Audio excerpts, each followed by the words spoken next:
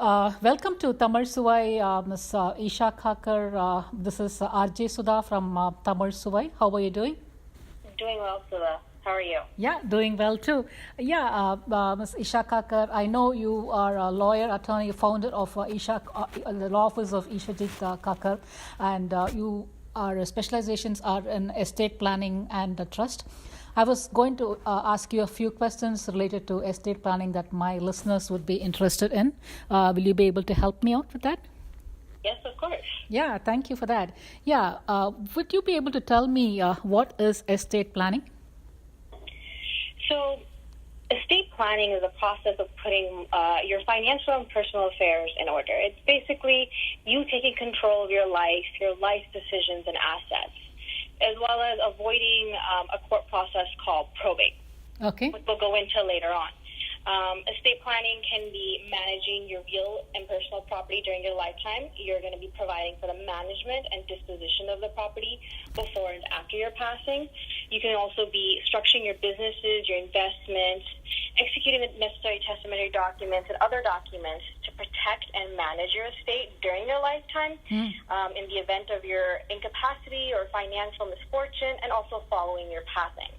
You're planning for your personal and healthcare decisions in the event of your incapacity, and what you're also doing is minimizing the impact of many different types of taxes as well. Okay, interesting. Okay. I did not know that it was not just a case of passing, but it could also be used in case of financial troubles and such. Correct. Okay, good to know. And Isha, would you be able to tell me what does an estate planning actually consist of? So an estate plan consists of documents stating what happens to your assets. Okay. So there's a set of documents, but I'll go ahead and list them, and then I can go over each of them briefly. So a basic estate plan includes your trust. If you're married, it'll include a set of wills for both you and your spouse. Okay. It'll also include a set of the financial powers of attorney for you and your spouse, Okay. and also the healthcare power of attorney for you and your spouse. Okay. So the trust, what that does is it pretty much dictates what happens to your assets after you pass. Okay. It also, your will go ahead and state what happens to any assets that may have been left out of your trust. Your will also appoint guardians for any minor children that you have. It will also nominate the executor of your will. Okay. Your financial power of attorney will nominate agents to handle any financial matters in the event that you're incapacitated. Okay. Your healthcare power of attorney will nominate healthcare agents to execute your healthcare decisions and any end-of-life decisions in the event that you are no longer. Oh, okay. That's good to know. That's a lot of stuff. Okay. And why do I need, maybe just like a layman would ask, why do I need an estate plan in the first place? That's a really good question, so that I get that a lot from a lot of clients. Okay. So the way I like explaining is that if you can answer yes to any of the following, Okay.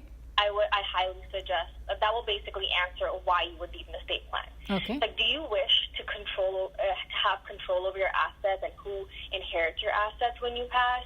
Sure. I would. Exactly. Yeah. So, do you wish to keep your minor children out of the foster care system should something happen Absolutely. to you? Yes. Do you wish to have someone you know and trust manage your finances and healthcare decisions? Absolutely. Yeah. And would you wish to keep your personal affairs private and not in the eyes of the public? Oh, yes, definitely. Yeah. The big one is you wish to avoid probate and pass on your legacy. Yes. Yeah. Absolutely. So if you can answer yes to those questions, it pretty much answers the question to why you would need an estate plan. Sure. And Isha, would you be able to tell me, I know you touched on some term called probate. Would you be able to tell what probate means? So probate is the formal court process of transferring title of assets to the deceased heirs. Okay. It's a very time-consuming and confusing process. It definitely involves having attorneys, and the reason why we say it's best to avoid probate is because attorneys can also charge a certain percentage of what the estate is worth, and that can be from almost 4% and up. I think it goes up to 8% of what the estate is worth. Oh, wow. Okay. Probate.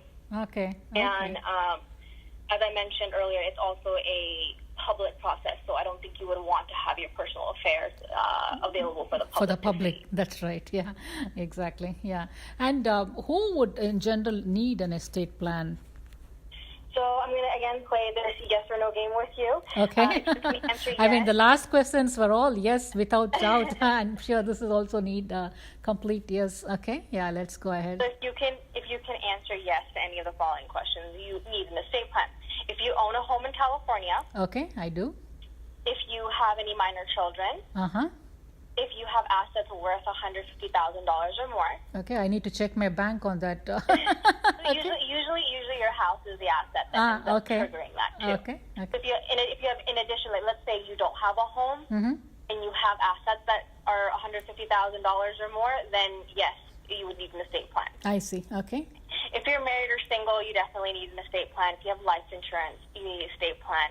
Okay. Anything that would trigger probate, in the sense it would be your real property, any assets that are worth $150,000 or more would trigger probate. So yes, anyone that can say yes to those questions would need an estate plan. Okay, and all the questions that you stated is all an and condition or just an or condition? Will either one of the all of them? Okay, it's an or. Yes. Okay, got it. And Isha, where can I get an estate plan? I know we talked about probate, we talked about who needs it and why do we need it, etc. But where exactly can I get an estate plan? So I think this is one very important question as well, mainly because there are so many options available out there, places to go to get an estate plan. I just recently put up a post about this, telling clients to beware of estate planning scams.